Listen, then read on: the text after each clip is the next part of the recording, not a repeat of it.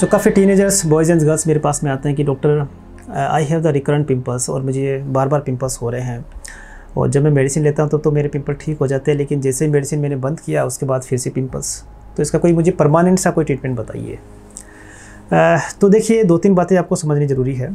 पहली बात यह है कि ये जो पिंपल्स होते हैं बेसिकली आपका 16 से लेकर 25 ईयर्स के बीच में बन सकते हैं, ओके, क्योंकि ये ऐसी डिजीज़ नहीं है, बेसिकली हार्मोन डिपेंडेंट डिजीज़ है, ओके। तो कुछ चीज़ें हैं जिसके जो आपके कंट्रोल में नहीं है, ओके, तो ये चीज़ें हो सकती है। दूसरी बात मैंने देखा है कि ट्रीटमेंट्स पूरा नहीं लेते हैं वो, ओके। जैसे एग्जांपल आपको लगता है कि पिंपल्स ठीक हो रहे हैं, उसी समय अब्रप्टली आपने मेडिसिन को बंद कर दिया, तो उससे क्या होता है कि पिंपल्स वापस कह सकते हैं कि आने के चांसेस ज़्यादा हो जाते हैं आपके, ओके। और कभी कभी पिंपल्स बहुत ज़्यादा हो जाते हैं अगर आपने एकदम से मेडिसिन बंद किया है तो ट्रीटमेंट भी आपको पूरा लेना पड़ेगा और अच्छे से कंटिन्यू करना पड़ेगा।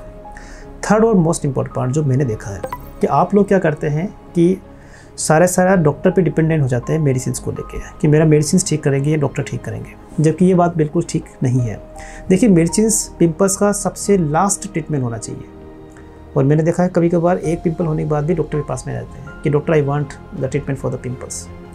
मेरा ये मानना है कि सबसे पहले आपको जनरल केयर और स्किन केयर, ये दोनों वाले पार्ट पे अच्छे से फोकस करना पड़ेगा, ओके।